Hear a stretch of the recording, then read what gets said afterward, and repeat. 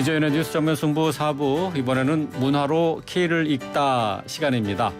자, BTS가 그래미 어워즈 3개 부문 후보로 지명되면서 3년 연속 그래미 후보 선정이라는 기록을 썼습니다.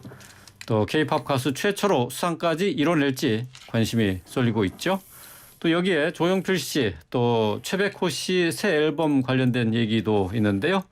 한 주간의 연예계 소식 김원식 문화평론가와 함께 얘기 나눠봅니다. 안녕하세요. 예, 안녕하세요. 네, BTS가 그래미 어워즈에서 3년 연속 후보로 지명이 됐습니다. 먼저 그래미 어워즈 어떤 건지 좀 설명해 주시죠. 세계의 어느 가수라고 해도 이 상을 한번 받는 게 평생 소원인 상이죠. 네. 전 세계 3대 음악상 중에 하나고요. 사실 다른 시상식과는 달리 현업에 종사하는 아티스트 내지는 이제 엔지니어링들이 참여를 하기 때문에 실제로 권위를 인정받고 있습니다. 다만 그 팬들이 투표하는데 참여하지 않기 때문에 약간 좀 속도가 느립니다. 그래서 인정을 받기까지는 좀 어렵지만 한번 인정을 받게 되면 이제 계속 수상을 하게 되는 역사를 가지고 있는 세계 최고의 권위를 가진 그래미 어워즈라고 볼 수가 있겠습니다. 네. 팝 문화 쪽에서는 뭐 상당히 권위 있는 상이 될 텐데 BTS가 지금 세계 부문 후보에 올랐어요.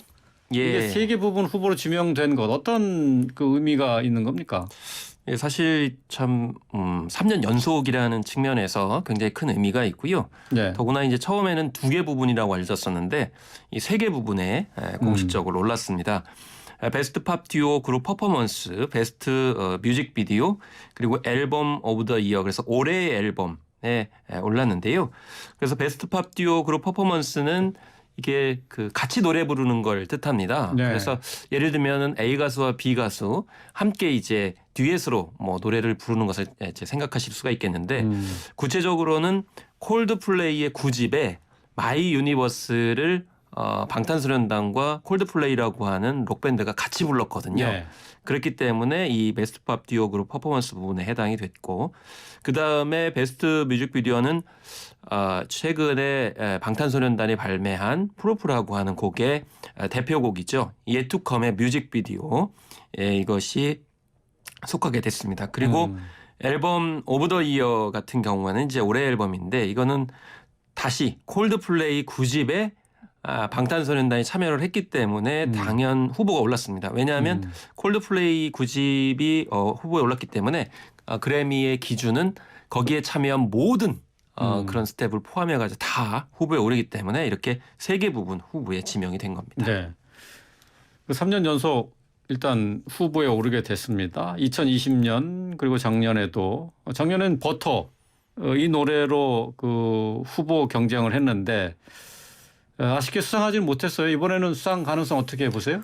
일단 일전에도 말씀을 드렸습니다만 2020년에 다이너마이트로 베스트 팝 듀오 그룹 퍼포먼스 후보에 올랐고 지난해에도 버터로 올랐는데요. 사실 그래미는 한국의 아이돌 그룹의 음악 장르를 포함시킬 수 있는 부분이 사실상 없다고 해도 과언이 아닙니다.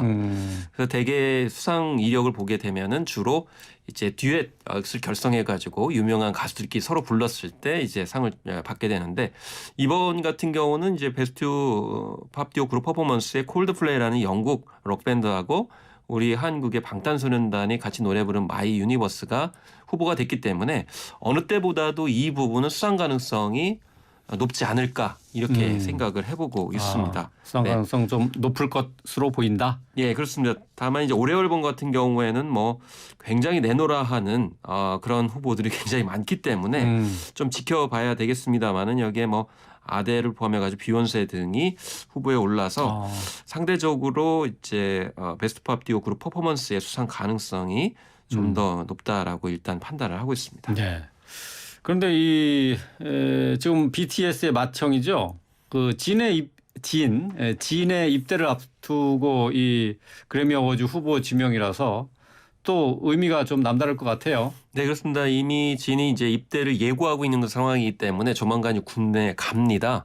그렇게 되면 사실상 방탄소년단의 완전체 활동은 실제적으로 이제 힘든 상황이 되는 거고요. 그럼 네. 개별적인 활동을 하게 되는데 그런 상황 속에서 방탄소년단의 입지가 좀 약한 거 아니냐 이런 분석들이 나왔고 그렇기 때문에 그래미의 후보에 못 오를 것이다 이렇게 예측을 했었는데 지금 어쨌든 3개 부분에 있어서 이제 후보에 올랐고요.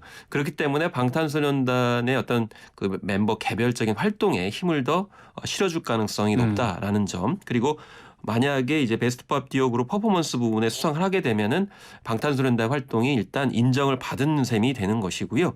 또 베스트 뮤직비디오의 후보에 올랐기 때문에 이번도 굉장히 고무적입니다. 그래서 이 K-팝의 기본적인 특징 중에 하나가 뮤직비디오이기 때문에 그런 점에서 방탄소년단이 K-팝의 존재감을 드러냈고 계속 이제 존재감을 갖고 활동할 수 있는 힘을 동력을 줬다고 볼 수가 있겠습니다. 그렇군요. 자, 다음은 가수 조용필 씨의 신곡 발표 소식 살펴보죠. 가왕이라고 부르고 있지 않습니까? 조용필 씨. 9년 만에 신곡 발표 소식을 들고 가요계에 복귀했네요.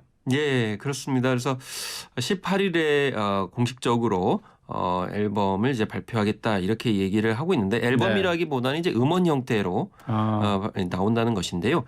사실 19집이 2013년에 나왔는데 이때 이제 바운스와 헬로가 굉장히 큰 인기를 끌었지 않습니까? 네. 근데 이제 바운스 같은 경우가 특히나 초등학생도 굉장히 좋아해가지고 조용필 씨가 직접 얘기를 했어요. 초등학생들이 자기를 형이라고 부른다.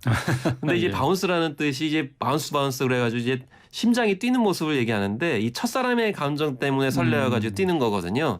근데 사실 요즘에 초등학생들도 첫사랑이 좀 빠르다고 얘기를 하는데 그런 초등학교의 어떤 첫사랑 심리를 70대의 가수가 이제 같이 호흡했기 때문에 그런 점에 인기를 끌었는데 이런 점이 앞으로 이제 또 신곡이 어떻게 반영될지 지금 궁금함을 일으키고 있습니다. 네. 2023년 내년이죠. 내년이 조용필 씨 데뷔 55주년이 되는 해라고 하는데 이번 신곡 발매를 기점으로 해서 다시 본격적으로 활동 재개를 하는 것 아니냐 하는 전망이 있죠. 네.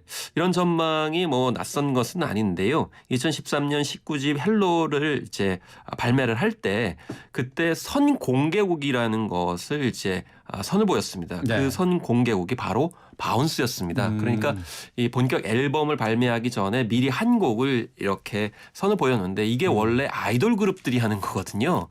네, 선 먼저 공개를 하는 건데 예전에는 앨범 전체를 그냥 짠 공개하고 본격적으로 활동을 하거나 아니면은 이제 트롯 가수처럼 한 곡만 발표하고 그것으로 활동을 했었는데 이제 조용필 씨는 먼저 아이돌처럼 선 공개를 하고 그 뒤에 앨범 전체를 이제 공개를 했습니다. 지금 11월이기 때문에 2023년이 얼마 안 남았거든요.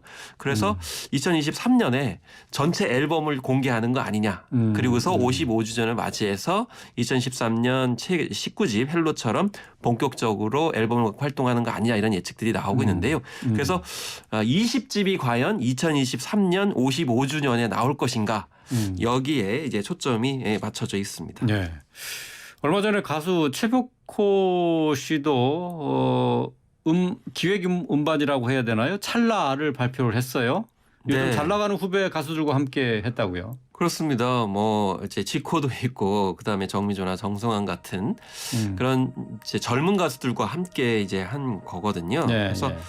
이 최백호 씨 같은 경우 후배 가수들하고 이제 협업 작업들을 많이 해 왔었는데 이게 후배 가수들이 그냥 단순히 뭐 피처링을 한다거나 후렴구하는 정도가 아니고 부분 파트를 나눠 가지고 대거 참여를 하고 있는 점. 그러니까 네. 한두 명이 참여한 게 아니고 뭐 5명이 참여하고 있는 그런 상황이기 때문에 기획 협업 음반이다라고 할 정도로 됩니다. 특히 이 찰나라라고 하는 이제 제목을 달고 있는데요. 이 인생을 좀 회고해 보니까 그 네. 순간순간이 굉장히 소중했다라는 지금 뭐 점을 저 강조하고 라디오 있습니다. 듣고 계신 분들 네. 들으시겠지만은 정승환 씨하고 같이 부르는 노래 나를 떠나가는 것이 지금 나오고 있는데요. 자, 이 앨범의 그 타이틀이 찰나란 네. 거죠. 찰나라는 게 원래는 이제 불교에서 온 건데 예. 굉장히 그 잠깐 순간이죠. 그래서 인생을 회고해서 보니까 그때는 순간순간의 소중함을 잘 몰랐는데 지나고서 생각을 해보니까 그 순간순간의 소중함이 굉장히 귀하더라라는 것인데요. 사실 좀 연령이 지나고 나서야 그 소중함을 하지 않습니까? 맞아요. 그래서 이게 그렇죠. 의미가 있는 것이 젊은 가수들하고 같이 불렀기 때문에 젊은 시절의 그 소중함을 좀 알아라, 인식해라라는 것을 또 가수들이 함께 부르니까 어떻게 보면 세대 소통의 의미다라고 볼 수가 있어서 네. 결국에는 뭐 조용필 일도 그렇고 그 다음에 최백호 씨 같은 경우에도 결국 세대 교감을 하고 있다고 볼 수가 있겠고요. 앞서서 방탄소년단 같은 경우에도 콜드플레이는 1996년에 데뷔한 록밴드예요. 아. 그러니까 결국 전 세계적인 흐름이 또 국내외를 막론하고 세대 교감과 소통이 있다 이렇게 하는 점을 봤을 때 이런 방탄소년단 그리고 조용필, 최백호 씨가 모두 다 의미가 있다. 그래서 K-팝의 어떤 특징이 전반적으로 이렇게 세대 소통에 초점을 맞춘 또 2023년이 될 것으로 전망이 됩니다. 네. 자, 조용필 씨 그리고 최백호 씨의 새로운 시도 큰 의미가 있는 것 같습니다. 오늘 왕년에 왕성하게 활동했었던 분들이 새로 음반을 내면서 다시 이 팬들을 찾아가는 그런 얘기까지 사실 이제 전해드렸습니다. 제일 중요한 게 70대도 80대도 여전히 현역이다라는 것이 굉장히 저는 중요하다고 보고요. 네. 앞으로도 옛 곡만 부르지 않을 것입니다.